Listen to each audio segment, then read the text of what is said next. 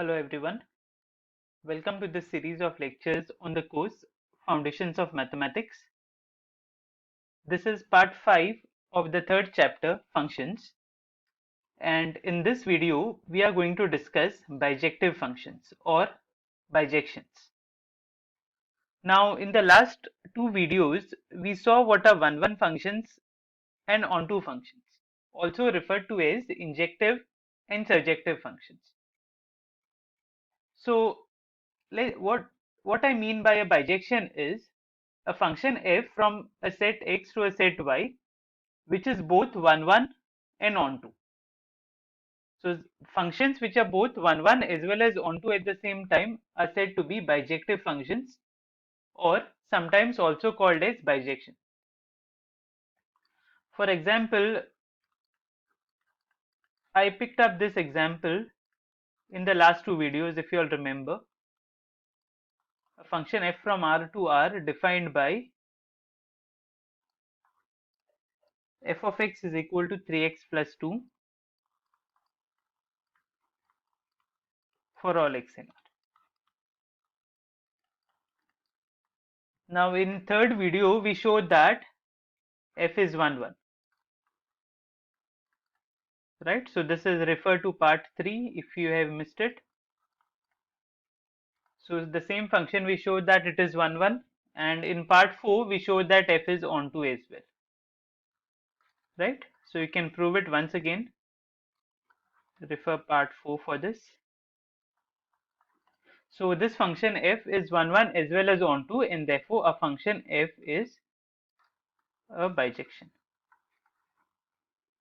Okay. Now if you look at one more example, we also discussed the function f from R to R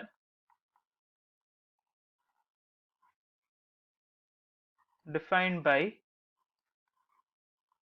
f of x is equal to x square for all x in R. Is this function a bijection? If you remember, this function is not 1 1. Okay, this function f is not 1 1. It is not onto as well. Okay, but to say that it is not a bijection, it is enough for you to show that either it is 1 1 or it is not onto. So bijection means 1 1 and onto. So its negation will be a function will not be a bijection if it is not 1 1 or it is not onto. Okay, so this function is not 1 1, and therefore f cannot be a bijection, and hence f is not a bijection. Clear?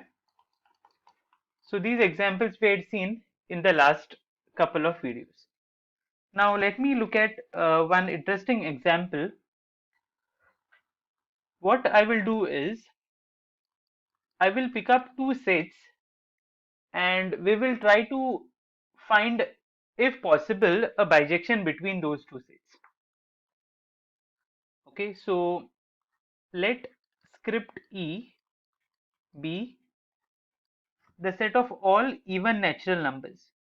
So that is set of all natural numbers where n is of the form 2k, where this k is a natural number. Okay, for some natural number k. So this is the set of all the even natural numbers 2, 4, 6, 8 and so on. And supposing script O is the set of all natural numbers which are odd. So this is the set of all natural numbers n such that n is of the form 2k minus 1 for some natural number k. So this is, if you start putting the values of k's which are naturals, you will see that this set turns out to be the set of odd numbers, right? So we have the set of all even natural numbers, and O is the set of all odd natural numbers.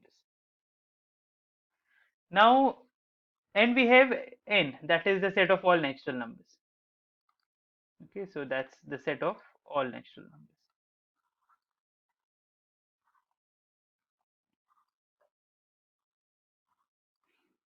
Now my question is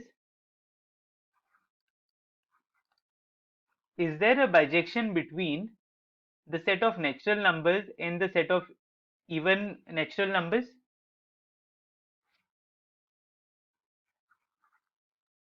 Does there exist a bijection between and n e, that is the set of all natural numbers, and the even natural numbers? So let me write down the natural numbers first. 1, 2, 3. I'll write first few, not all, and this keeps on going. And here again I will put down the same numbers,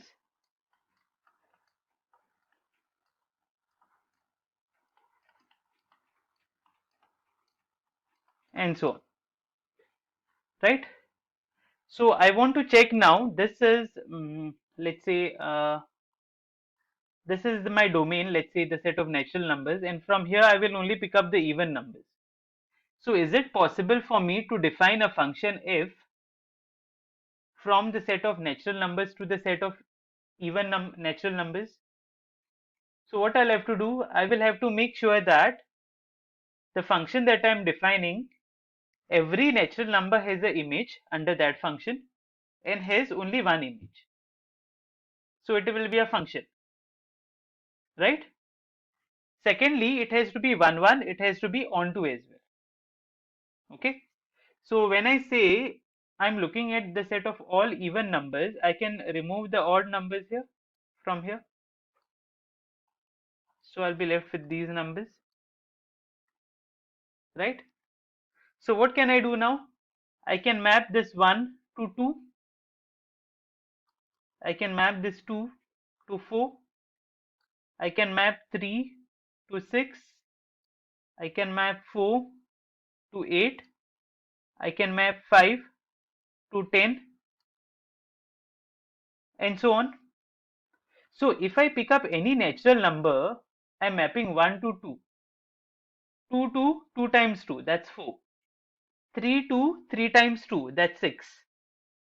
4 to 2 times 4, that's 8. That's 8 here. And 5 to 5 times 2, that's 10. So can you generalize this idea and can you define a function from the set of natural numbers to the set of even natural numbers now? How I'll do in general, if I have a natural number n, where will I map it to? Okay, so from this observation, it's clear that if I have n here, I will map it to n, which is a even natural number, right? So what we do is we define a map f from the set of natural numbers to the set of even natural numbers by f of any natural number n, you define it to be 2n for all n, right? So every natural number is going to have an image under this because I will have infinitely many even numbers here, right? And it's not difficult to check that this function is 1 1 as well as onto, right? So how will you show that it is 1 1? To show that f is 1 1,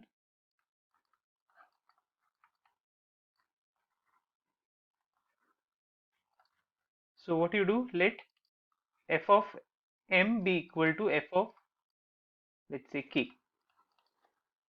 But how is f of n defined? That's 2n, so this will be 2m equal to 2k, and this will mean if you cancel off 2, m equal to k. So if f of m is equal to f of k, then m has to be k, and therefore the function f is 1 1. That's very simple, right? Next, we have to show that this function is onto also. So to show that f is onto, how do you show that a map is onto? You pick up a point in the codomain, that is the set of even natural numbers in our case. So let's say P belong to E.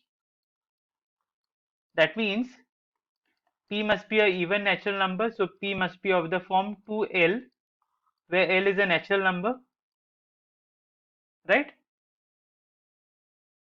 So if you look at L now, this implies P by 2 will be equal to L, correct? Therefore, what is f of P by 2 now? What is f of P by 2?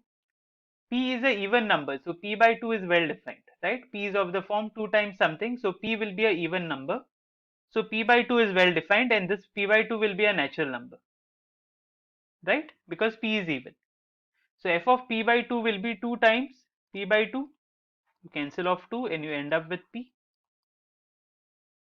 right? And this P by 2 is nothing but L.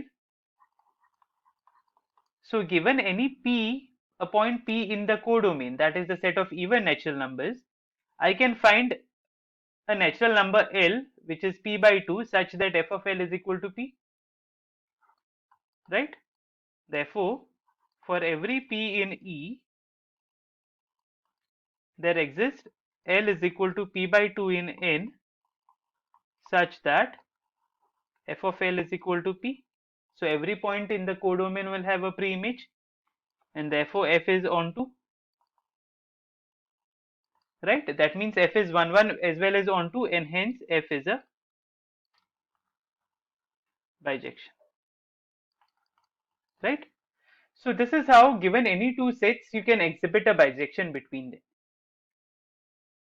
All right. In a similar way, what you can do is, I will leave this as an exercise. Exhibit a bijection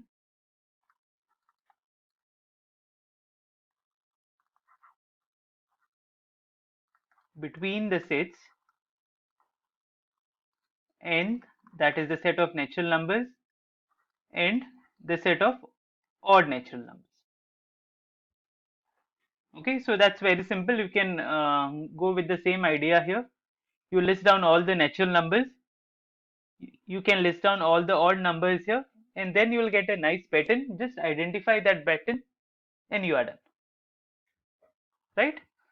So you'll try to exhibit a bijection between the set of natural numbers and the set of odd natural numbers. One more exercise is, I'll name them as 1 2 3. Exhibit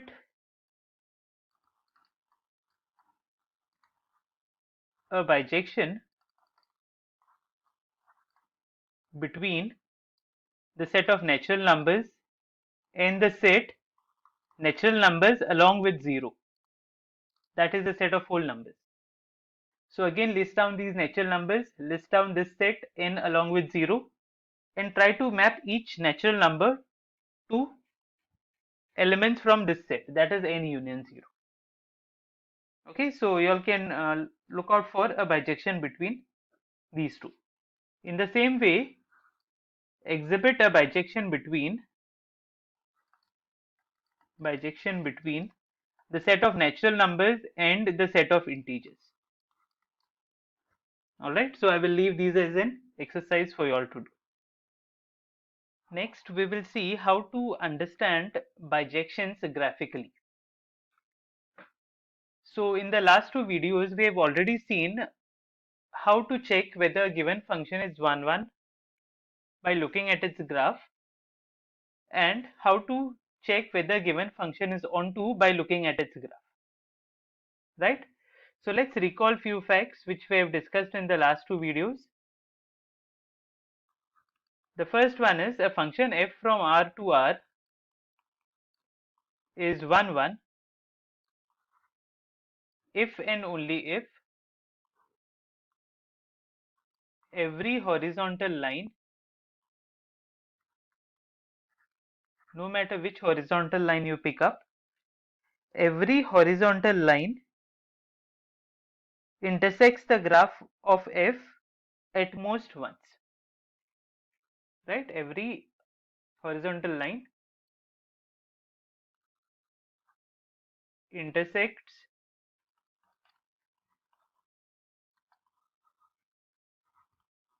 the graph of f at most once, right? And we also saw that a function f from R to R is onto if and only if every horizontal line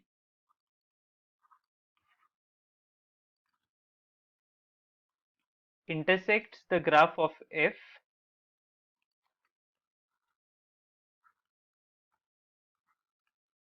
at least once, right? At least once.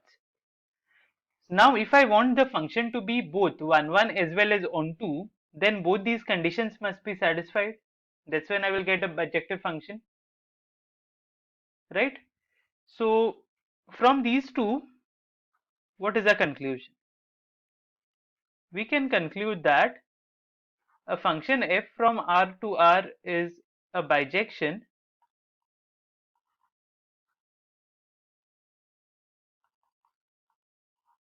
if and only if it has to be 1, 1. So, it has to, every horizontal line has to cut the graph of f at most once. At most once meaning maximum once, right? So, it can cut it 0 times or it can cut it once, right? So, when I say at most 1, I mean less than or equal to 1. And when I say a function is onto, that means every horizontal line must cut the graph of the function at least once. So, when I say at least once, I mean either once or twice or thrice and so on. Now, I want both these conditions to be satisfied at the same time. Then how will you say that a function is a bijection? A function f from R to R will be a bijection if and only if every horizontal line intersects the graph of f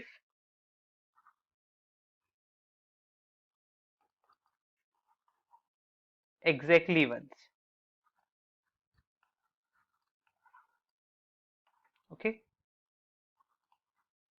So this is when both the conditions of 1, 1 as well as onto will be satisfied. So given a graph, you want to check whether it's a bijection or no. What you do is you check whether every horizontal line is intersecting the graph of that function exactly once or not. If it is doing so, then your function is a bijection. If not, it is not a bijection. Okay, so this is how you graphically understand bijective functions. Next, we see what are increasing functions. So let me put down the definition. Increasing function.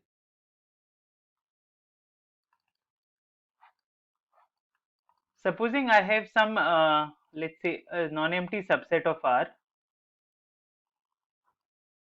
Okay, I have a non-empty subset of R, let's say. Then a function f from I to R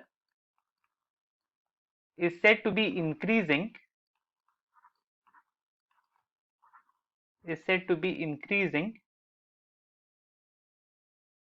if for any xy in I, for any 2 points you pick up in the domain with x less than y, then if this happens, then the image of x, that is f of x, will be less than or equal to f of y. So what it means is if you pick up 2 points in the domain, that is x and y, such that x is less than y, then f of x will be less than or equal to y. So what it says is, as the value, as the numbers in I increase, the value of the functions will also increase. Okay, so if you pick up any two numbers x and y with x less than y, then f of x will be less than or equal to f of y. If this happens, we say that the function f is an increasing function. Okay, now if you have a strict inequality here, okay, if I can put that as a remark, if x less than y implies f of x is strictly less than f of y, then the function f is said to be strictly increasing, is said to be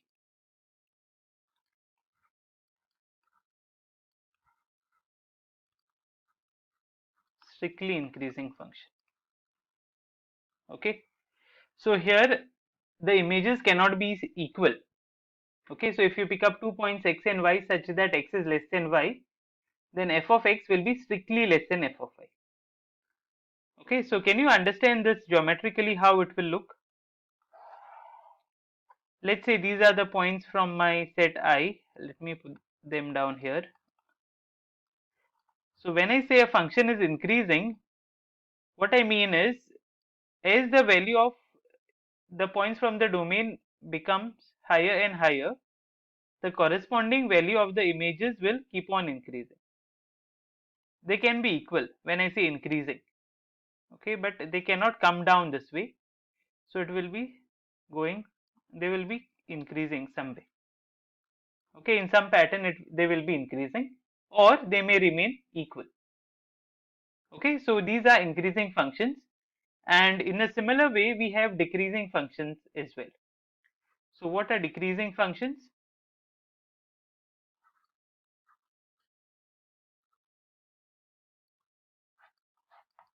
So if I have a non-empty subset I of R, which is non-empty, then a map F from I to R is said to be decreasing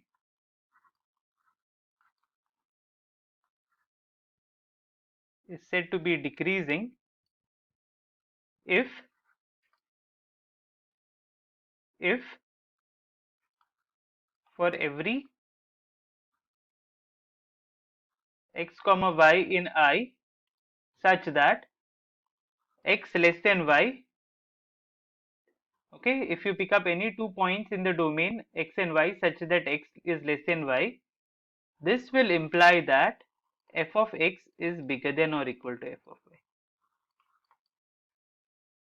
Okay, so I can put the word implies, otherwise there it's the same thing. Okay, so that's what I mean to say that a function is a decreasing function. So as the value of the points in the domain increases, the corresponding image points, the value of the image points will decrease. Okay, and similarly we have strictly decreasing also. If x less than y implies f of x is strictly greater than f of y, then f is said to be strictly decreasing function.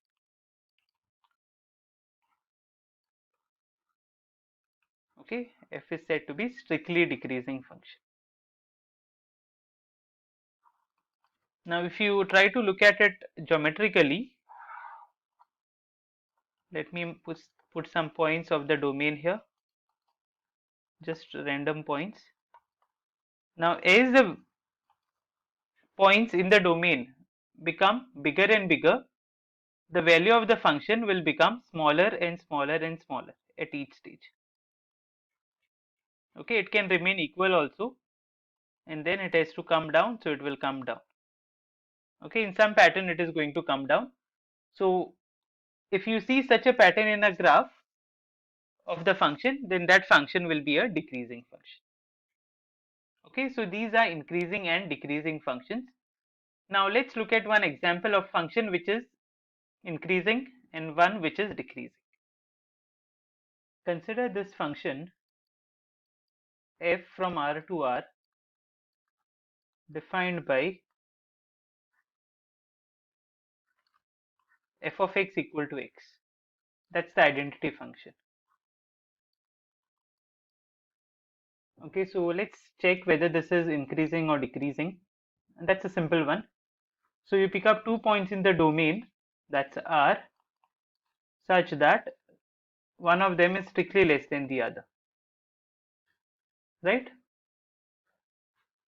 But how is x defined? That's f of x, that is strictly less than y. And how is y defined? If f of x is x, then how much will be f of y? That would be y, right? So f of x would be strictly less than f of y, and therefore the function f, that is the identity function, is an increasing function, right? In fact, you can say that it is strictly increasing function because I'm getting a strict inequality here. Okay. Now look at one more. Define f, or let's say g now, from r plus to r by g of x equal to 1 by x. Okay, so my domain is a set of positive reals now, and codomain is r, and you map each positive real number to its reciprocal. Okay, so you start with two real numbers, positive real numbers in the domain, such that x is strictly less than y. Okay, and because they are positive, I know that 0 will be less than both of them.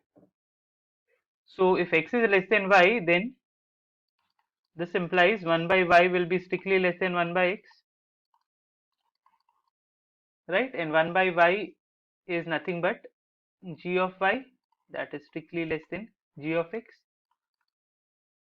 right? And this is same as saying that g of x is bigger than g of y. So if x is less than y, then g of x will be greater than g of y. So from this I can conclude that this g is a decreasing function, right? So these are two examples, one of decreasing function and one of increasing function. Now supposing I have a function which is either increasing or decreasing, one of them, then such a function is said to be a monotone function. Okay, monotone function.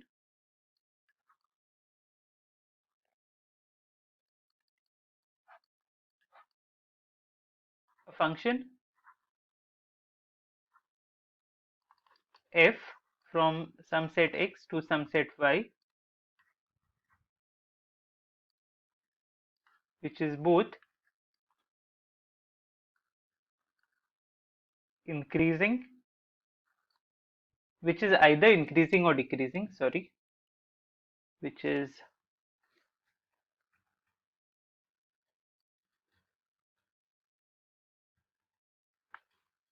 yes, which is either increasing or decreasing,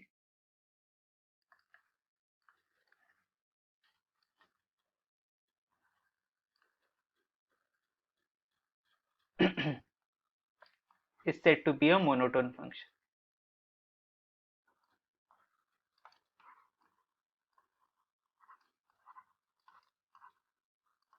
Okay, so when I say monotone function, that function will either be increasing or it will be decreasing. Okay, now if you see, a constant function is both increasing as well as decreasing, right? A constant function f of x equal to x, or let's say no, not x, let's say 5, is both increasing. This is the notation for increasing and decreasing. Okay, so a constant function will be both increasing as well as decreasing. Next we have a very nice result, okay, which says let f from I to r be a strictly increasing function. Supposing I have a strictly increasing function.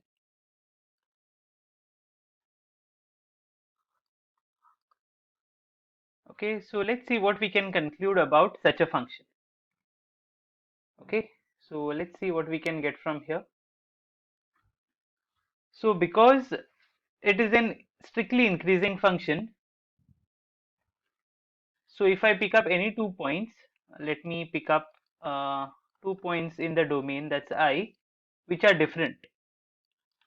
Okay, x is not equal to y, so one of them must be less than the other. So without loss of generality, I'll assume that one of them is less than the other, so assume that x is strictly less than y. Okay, now because x is strictly less than y and the function f is strictly increasing, this implies f of x will be strictly less than f of y. This is since f is strictly increasing function, right? And if f of x is strictly less than f of y, that means these two numbers are not equal, right? So what did we prove? If I pick up 2 points in the domain which are not equal, then the corresponding images are not equal. And we started with a strictly increasing function, right? And this is nothing but the definition of 1-1 function. So this implies f is 1-1 or injective, right? So this result says if you have a strictly increasing function, then that function will always be 1-1. Okay, that function will always be 1-1. So whenever you want to check whether the function is 1-1, you check whether it is strictly increasing, and if it is strictly increasing, it will definitely be a 1-1 function. Okay, now what if I replace this word increasing by the decreasing word? Let me put that as an exercise, one more exercise.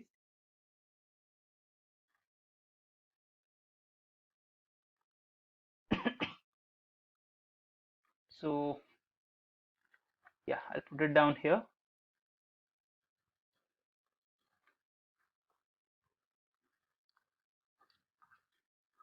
Let f be a function from I to r.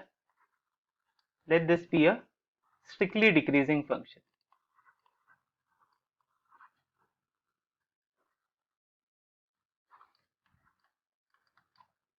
Okay, then again the function f will be a 1-1 function. Okay, so I want you all to verify this. So I will leave this as an exercise. Okay, so please see that you all try this. These are my references. Thank you.